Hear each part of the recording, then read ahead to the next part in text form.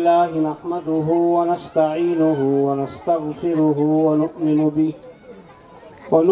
به ونتوكل عليه ونعوذ بالله من شرور أنفسنا ومن سيئات أعمالنا من يهده الله فلا مضل له ومن يضلله فلا هادي له ونشهد أن لا إله إلا الله وحده لا شريك له ونشهد أن سيدنا ونبينا ومولانا محمدا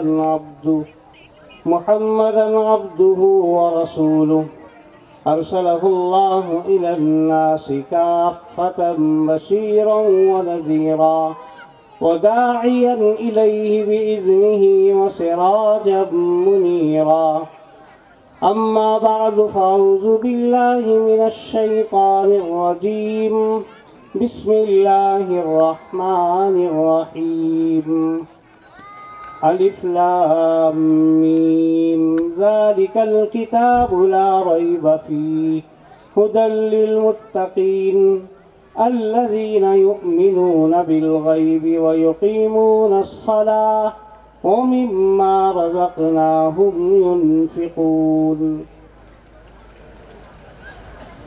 وقال النبي صلى الله عليه وسلم خيركم من تعلم القرآن وعلمه صدق الله العظيم وصدق رسوله النبي الكريم ونحن على ذلك لمن الشاهدين والشاكرين والحمد لله رب العالمين.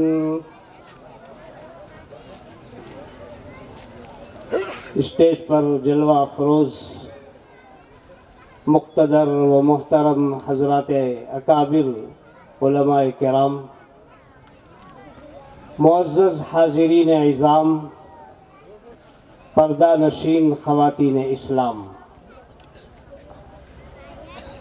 سب سے پہلے میں آپ حضرات سے اس بات کی گزارش کرتا ہوں کہ ایک مرتبہ اللہ کے رسول جناب نبی کریم صلی اللہ علیہ وسلم کے دربار گوہر بار میں ہدیہ درود پیش فرمائے. اللہم صلی علی محمد وعلی آل محمد کما صلیت علی ابراہیم وعلی آل ابراہیم انک حمید مجید.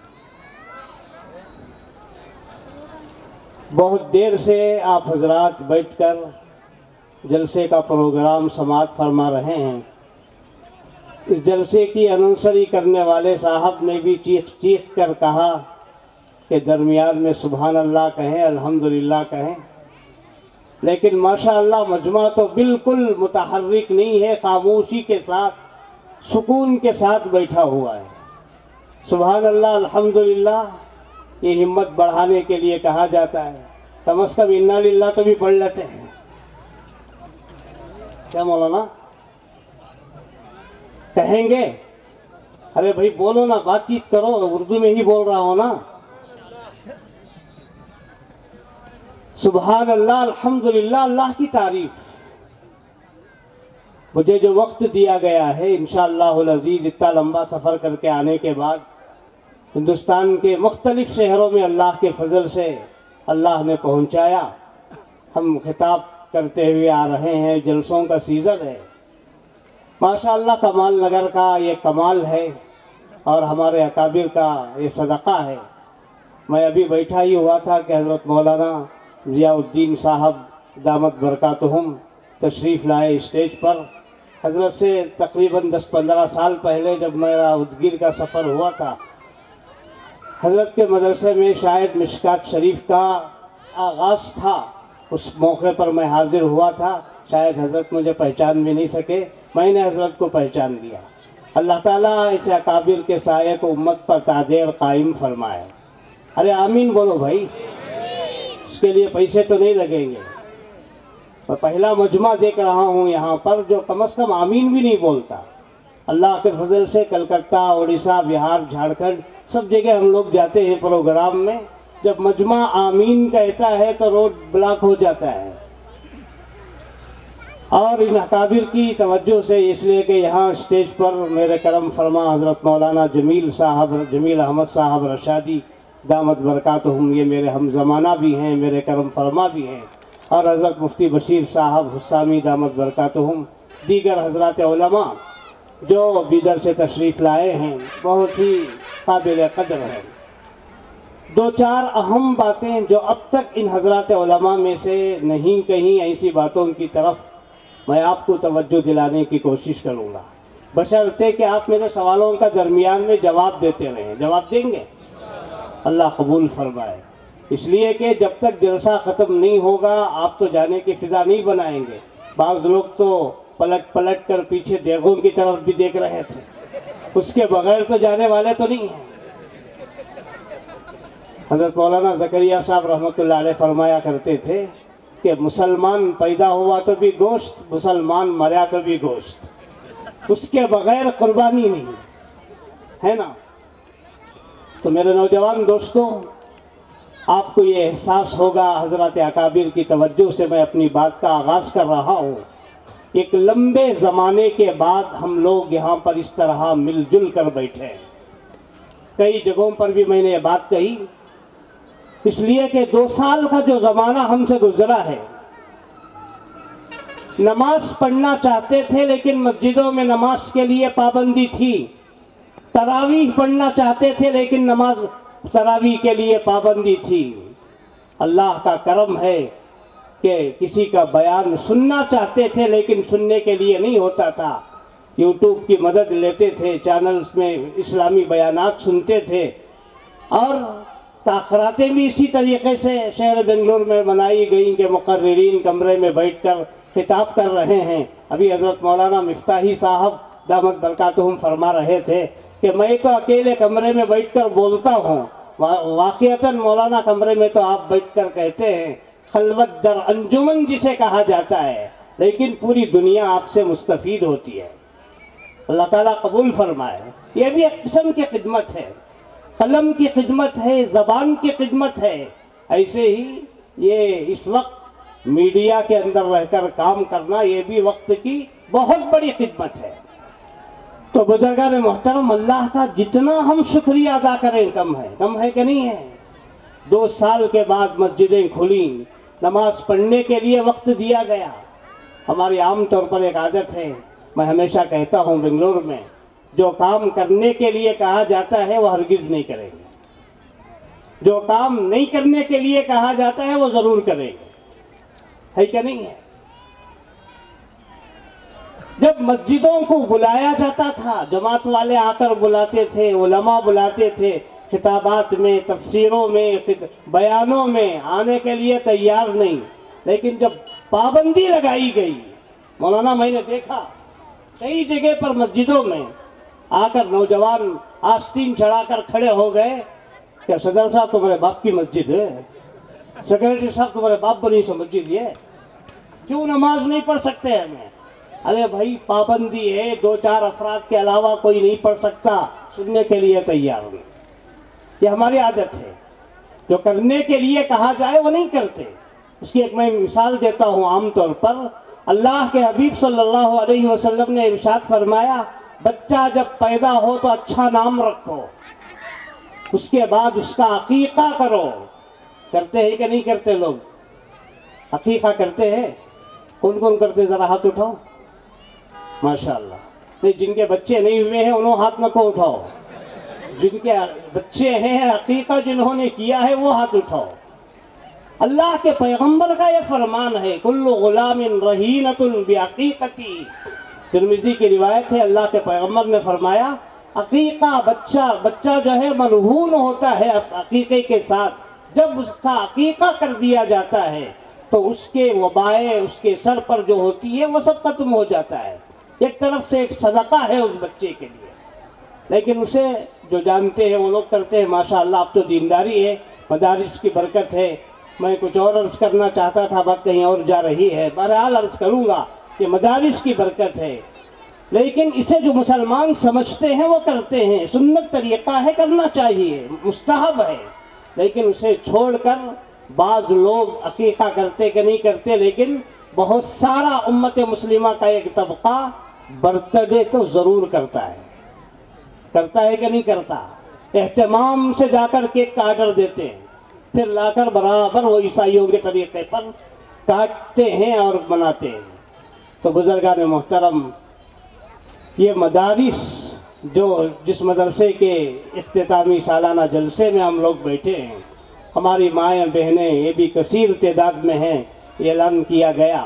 اللہ تبارک و تعالیٰ آپ کی آمد کو قبول فرمائے۔ کتنی محنتوں کے بعد، کتنی مشقتوں کے بعد یہ جلسہ سجایا گیا ہے، اور حضرت محتمم صاحب بانی و محتمم بھی تشریف فرما ہیں۔ دعا فرمائے اللہ تعالیٰ ان کو صحت و عافیت عطا فرمائے۔ بزرگان محترم، یہ ہمارا یہاں پر بیٹھنا یہ اللہ کی توفیق سے ہے۔ کس سے ہے؟ اللہ کی توفیق سے۔ بھائی بھوک لگ رہی ہے آپ کو؟ ہمیں بھی نہیں کھائے ہیں آپ جیسا، بولو نا زور سے۔ جلسے کے اختتام پر تو انشاءاللہ سب کی دعوت کی جائے گی۔ ہمارا یہاں پر بیٹھنا اللہ کی توفیق سے ہے۔ حضرات اکابر کی توجہ سے میں عرض کروں، توفیق کسے کہا جاتا ہے؟ ایک موٹی مثال، زیادہ فصاحت میں اگر میں جاؤں گا تو آپ سمجھ نہیں پائیں گے۔ ایک موٹی مثال حضرت مولانا روم رحمت اللہ علیہ نے دی ہے، کسے توفیق کہتے ہیں۔ ایک نوکر تھا، ایک اجمان نے نوکر رکھا تنخواہ پر، نوکران رکھتے نہیں لوگ یہاں بھی، کام کرتا تھا۔ اچانک ایک دن ٹائم ہو گیا، بازار گئے دونوں، اجمان اور نوکر دونوں بھی بازار گئے۔ جانے کے بعد وہاں اذان سنائی دی، اذان دی گئی، مؤذن نے بلایا، حی علی الصلاح حی علی الفلاح، آ جاؤ نماز کی طرف، آ جاؤ کامیابی کی طرف۔ تو نوکر چونکہ دیندار تھا، اس نے کہا کہ اجمان مجھے اجازت دیجئے، میں ذرا جا کر مسجد میں نماز پڑھ لوں، حالانکہ دونوں میں مسلمان تھے۔ اجمان نے کہا ٹھیک ہے، جا کر نماز پڑھ لے۔ باہر مسجد کے باہر سامان رکھا ہوا تھا، اسے دیکھتے ہوئے اجمان کھڑا رہا۔ اندر نوکر گیا، نماز ختم ہو گئی، لوگ سب چلے گئے، لیکن باہر آنے کا نام ہی نہیں لے رہا ہے۔ اجمان نے کہا ارے وہ کہاں چلا گیا تو، کیوں نہیں آیا باہر اب تک؟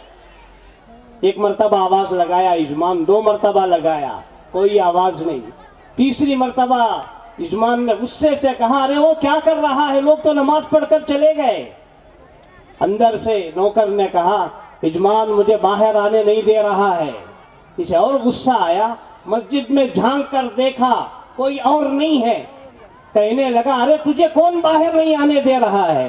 اندر سے نوکر نے کہا وہی ذات مجھے باہر آنے نہیں دے رہی ہے جو ذات تجھے اندر آنے نہیں دے رہی ہے۔ حضرت مولانا روم نے لکھا اسی کو توفیق کہتے ہیں، اسی کو توفیق کہتے ہیں کہ کسی عبادت کا کر لینا۔ پوچھئے ان حضرات اکابر سے کہ 700 سال 900 سال 1000 سال تک اس ملک ہندوستان پر ہمارے بادشاہوں نے حکومت کی ہے، لیکن اللہ نے توفیق نہیں دی تو وہ حج بیت اللہ نہیں کر سکے۔ اللہ توفیق دیتے ہیں تو ایک فروٹ بیچنے والا، ایک ترکاری بیچنے والا جس کے دل میں صحیح معنی میں اللہ کی محبت ہوتی ہے، فوراً وہ چلا جاتا ہے اور حج کر لیتا ہے۔ یہ سعادت بزور بازو نیز تان بخشت خدائے بخشندہ، یہ بھی کسی کے کرم کا صدقہ ہے، یہ قدم خود اٹھتے نہیں اٹھائے جاتے ہیں۔ تو بزرگان محترم، یہ جو مدارس ہیں اب تک جتنے علماء کرام نے بیان کیا، یہ کوئی معمولی بات نہیں ہے، یہ بہت ہی محنت و مشقت کے بعد یہ مدارس بنائے گئے ہیں۔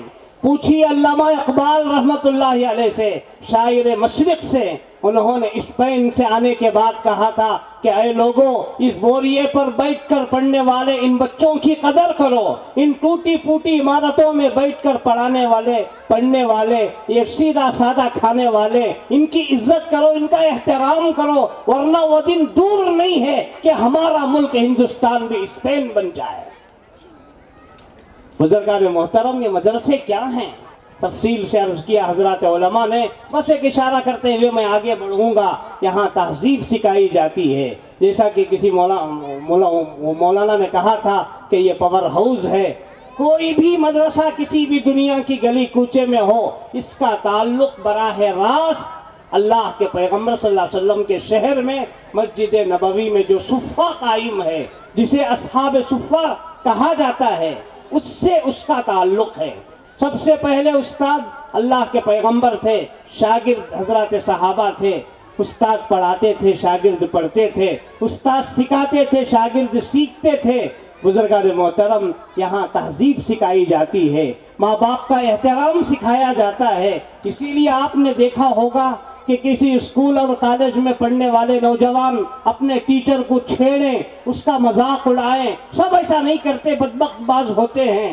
لیکن ہمارے پڑھنے والے بچے، یہ جو مدرسے فاروقیہ میں جا کر آپ دیکھیں، استاد جب جوتے چھوڑ کر اندر مدرسے میں داخل ہوتا ہے، جوتے سیدھے کرنے میں اپنی قسمت سمجھتے ہیں۔ کرتے ہیں کہ نہیں کرتے؟ پوچھو ان طلباء سے۔ مجھے یہاں پر نواز دیوبندی کا ایک شعر یاد آیا، حضرت مولانا بشیر احمد صاحب کے حوالے سے میں عرض کروں، حضرات علماء توجہ فرمائیں۔ نواز دیوبندی نے ایک موقع پر کہا تھا، جوتے سیدھے کر دیے ایک دن استاد کے، جوتے سیدھے کر دیے ایک دن استاد کے، اس کا بدلہ یہ ملا کہ قسمت سیدھی ہو گئی۔ جوتے سیدھے کر دیے ایک دن استاد کے، اس کا بدلہ یہ ملا کہ تقدیر سیدھی ہو گئی۔ حضرات علماء شاید اس بات کا اندازہ لگائیں گے اور میری بات کی تصدیق بھی کریں گے کہ یہ ادب و احترام صرف مدارس میں سکھایا جاتا ہے۔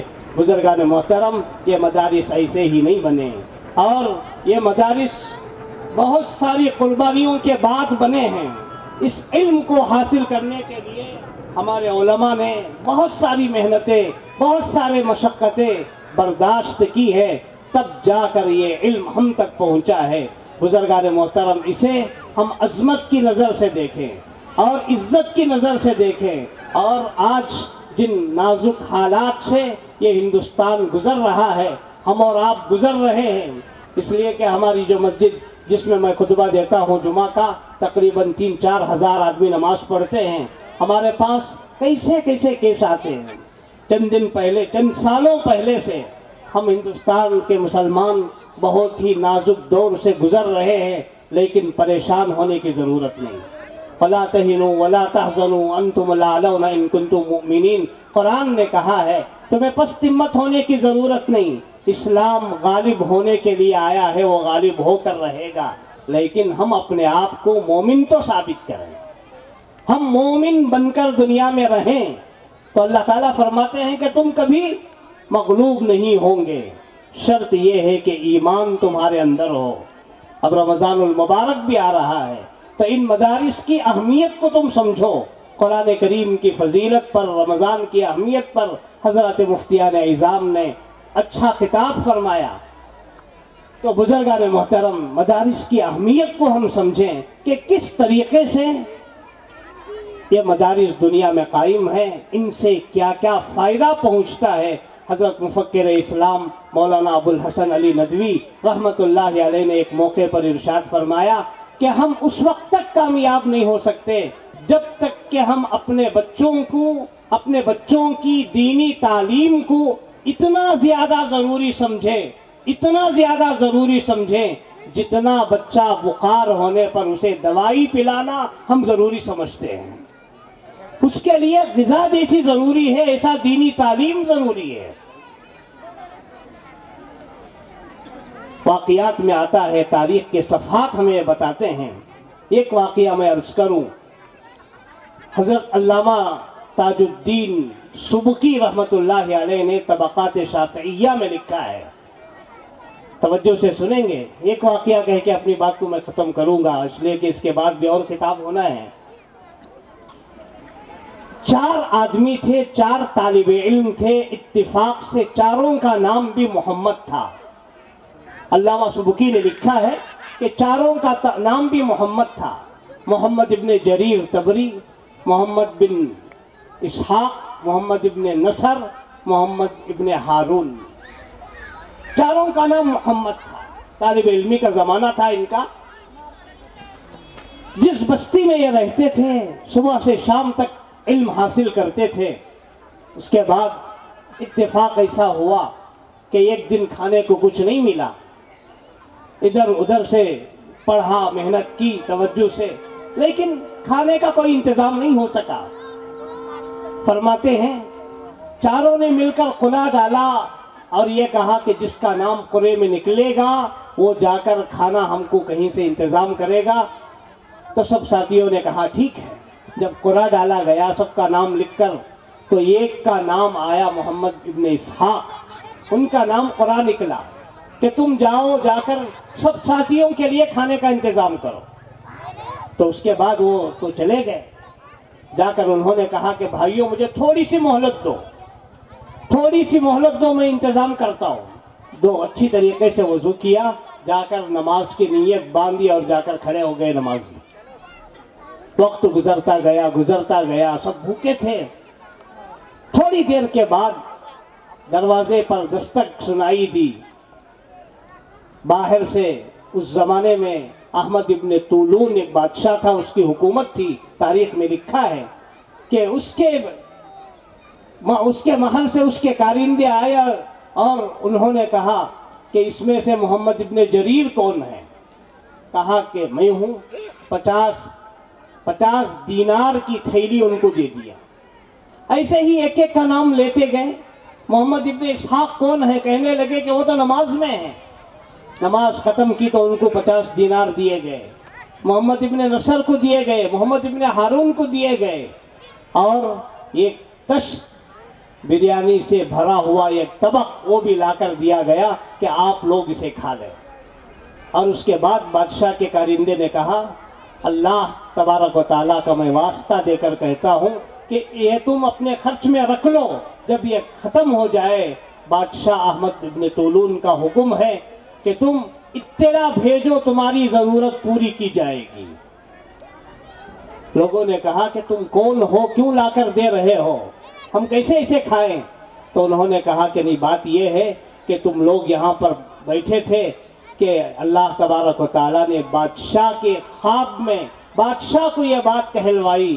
کوئی کہنے والا کہہ رہا ہے ان المحامد طووا کشہم جیاعا، ارے 4 محمد نام کے 4 بچے ایک جگہ پر بھوکے بیٹھے ہوئے ہیں اور تم آرام سے یہاں پر بیٹھے ہو، جاؤ جا کر پہلے ان کے کھانے کا انتظام کرو، اگر وہ اطمینان سے رہیں گے تو پھر تم کو اطمینان ملے گا۔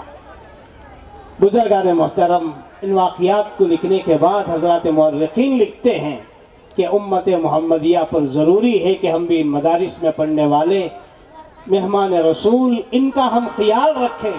اور بزرگان محترم، دنیا جیسی تیزی سے آگے بڑھ رہی ہے، آئندہ آنے والے چیلنجز کا ہمیں مقابلہ ہے، کبھی کوئی نہ کوئی ایشو اٹھتا رہتا ہے۔ ابھی گزشتہ ایک بیان میں نے کہا تھا کہ ہزاروں کی تعداد میں حضرات علماء سے میں توجہ چاہتا ہوں اور معذرت بھی چاہتا ہوں، اس لیے کہ مجھ سے بڑے بڑے علماء کرام یہاں تشریف فرما ہیں۔ یہ ایک زمانہ تھا ہم چیلنج کر کے کہتے تھے کہ 1400 سال کی تاریخ میں ہمیں کوئی یہ نہیں کہہ سکتا کہ کوئی مسلمان اپنا مذہب چھوڑ کر باہر گیا ہے، ہم کہتے تھے، لیکن اب یہ بات ہم کہہ نہیں سکتے،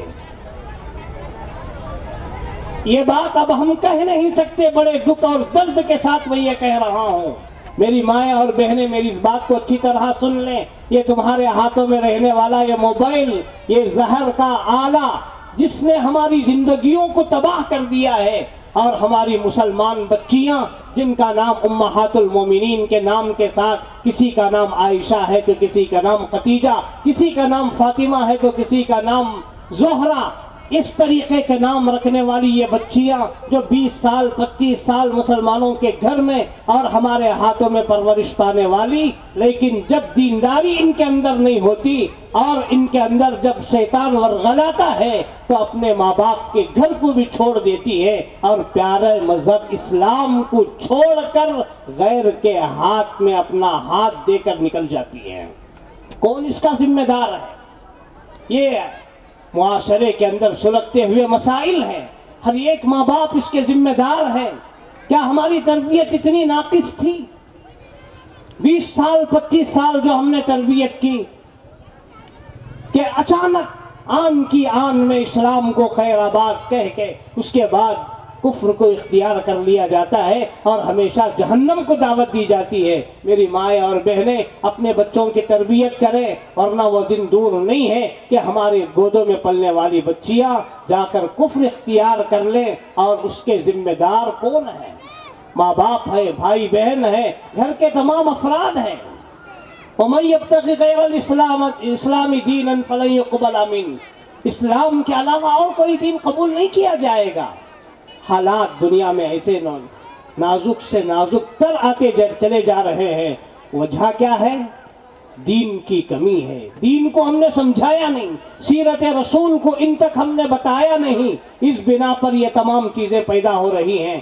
تو بزرگان محترم، ان مدارس کی اہمیت کو سمجھیں۔ آج ہی میں دوپہر میں مجلس میں کہہ رہا تھا، حضرت پیر ذوالفقار نقشبندی دامت برکاتہم نے ایک جگہ پر لکھا، مرد پڑھا فرد پڑھا، عورت پڑھی خاندان پڑھا۔ مرد کی دینداری مسجد کے اندر شروع ہوتی ہے، گھر کی دہلیز تک ختم ہو جاتی ہے، اور جب عورت دیندار بنتی ہے اس کے اندر خوف خدا پیدا ہوتا ہے، اور اس کے اندر تقویٰ اور پرہیزگاری آتی ہے، تو بچوں کے اندر بھی تقویٰ اور پرہیزگاری پیدا ہوتی ہے، بچوں کے اندر بھی دینداری آتی ہے، بشرطے کہ میری ماں تو صحیح معنی میں ماں بن کر بتا دے، ازواج مطہرات کے سلیقے اور طریقے کو اپنا لے، اور تو اگر دیندار بنتی ہے تو تو نے ہی انبیاء کو جنم دیا ہے، صحابہ کو جنم دیا ہے، تابعین کو جنم دیا ہے، تیری کوکھ سے انبیاء بھی پیدا ہوئے، صحابہ بھی پیدا ہوئے، تابعین بھی پیدا ہوئے، محدثین بھی پیدا ہوئے، مفسرین بھی پیدا ہوئے، مجتہدین بھی پیدا ہوئے، اولیاء اللہ بھی پیدا ہوئے، حضرت خواجہ نظام الدین رحمت اللہ علیہ پیدا ہوئے، خواجہ قطب الدین بختیار کاکی رحمت اللہ علیہ پیدا ہوئے۔ اے ماں، جب تو بگڑتی ہے، تیری گود بگڑتی ہے، تیرے اندر سے تقویٰ ختم ہو جاتا ہے، تو اللہ کے پیغمبر کے نافرمان پیدا ہوئے، دشمنان اسلام پیدا ہوئے۔ یہ سب تیری تربیت کا نتیجہ ہے۔ جب مائیں دودھ پلاتی تھیں تو دودھ نہیں پلاتی تھیں اپنے بچے کو، بلکہ تقویٰ پلاتی تھیں، پرہیزگاری پلاتی تھیں، خوف خدا پلاتی تھیں، جس کی بنا پر اولاد ایسی ہوتی تھی، صلاح الدین ایوبی جیسی اولاد ہوتی تھی، حضرت خالد ابن ولید جیسی اولاد ہوتی تھی، جس نے ملکوں کو فتح کیا۔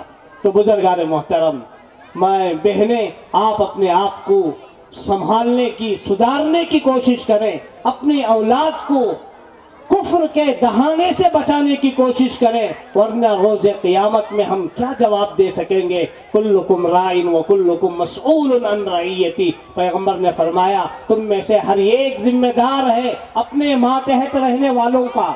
روز قیامت میں اللہ تعالیٰ اس سے سوال فرمائیں گے۔ باپ ہے، یہ نہیں کہ حضرت میں بولتا ہوں نماز نہیں پڑھتا میرا بچہ، میں بولتا ہوں لیکن نافرمانی نہیں چھوڑتا، اس سے کام نہیں چلے گا۔ اس لیے کہ کوئی باپ یہ نہیں کہتا کہ میرا بچہ آپ کے پاس جا رہا ہے، میں سمجھاتا ہوں لیکن پھر بھی جا رہا ہے۔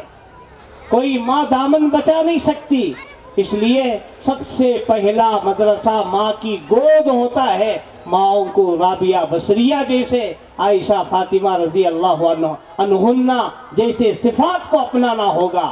اپنے گھر کو اگر جنت کا نمونہ بنانا چاہتے ہو، اسوہ رسول کو اپناؤ، اور ان کے دلوں میں خوف خدا پیدا کرو، خبر گیری کرو اپنے بچوں کی، ورنہ یہی بچے ہمارے لیے وبال جان بن جائیں گے۔ تو بزرگان محترم، آنے والا ماہ رمضان بڑے ہی وقت کے بعد، یعنی رمضان تو اس سے پہلے بھی آیا، جیسا کہ ابھی میں نے کہا، اس میں ہم اپنے آپ کو بدلنے کی کوشش کریں، تقویٰ اختیار کریں، قرآن مجید زیادہ سے زیادہ پڑھیں، اور اللہ تعالیٰ نے جو کچھ ہمیں دیا ہے اللہ کی راہ میں اسے دینے کی کوشش کریں۔ ابھی ابو داؤد شریف کی ایک حدیث بھی مجھے یاد آئی، صرف ترجمہ کر کے اپنی بات ختم کرتا ہوں۔ اللہ کے رسول علیہ السلام نے ارشاد فرمایا، اذا تبایعتم بالعینہ واخذتم اذناب البقر ورضیتم بالزر وترکتم الجہاد سلط اللہ علیکم ذلا لا يرفعہ عنکم حتی ترجعوا الی دینکم۔ پیغمبر علیہ السلام نے فرمایا کہ لوگوں، اگر تم سود کے اندر اپنے آپ کو ملوث کر لو، اور بیل کی دموں کو پکڑنے والے بن جاؤ، کھیتی پر راضی ہو جاؤ، جہاد جیسے عمل کو تم چھوڑ دو، اللہ تبارک و تعالیٰ تمہارے اوپر ذلت کو مسلط کر دیں گے۔ اس کے لیے تقریباً 1 گھنٹہ چاہیے اس حدیث کی تشریح کرنے کے لیے۔ جو وقت ان ذمہ داروں نے مجھے دیا تھا وہ ختم ہونے جا رہا ہے۔ اللہ کے رسول علیہ السلام نے فرمایا کہ اللہ تعالیٰ ذلت کو مسلط کر دیں گے تمہارے اوپر۔ ذلت کیا ہے؟ ایسی بیماریاں جو اس سے پہلے تم نے کبھی نہیں سنی تھی، ایسی بیماریوں کو اللہ ڈال دیں گے۔ مہنگائی بڑھ جائے گی، دگنی رات چگنی ترقی عطا فرمائے۔ اور بانیان مدرسہ اور جو مدرسے کی کفالت کرنے والے معاونین ہیں، اللہ تعالیٰ ان سب کو بھی قبول فرمائے۔ پڑھنے والے، پڑھانے والے، ان سب کو بھی اللہ تعالیٰ شرف قبولیت سے نوازے۔ بہرحال میں ممنون و مشکور ہوں کہ اتنی دیر بیٹھ کر آپ حضرات نے میری سمع خراشی کو برداشت کیا۔ اللہ تعالیٰ اس جلسے کو بے انتہا قبول فرمائے اور آپ حضرات کو بھی قبول فرمائے۔ وآخر دعوانا ان الحمد للہ رب العالمین۔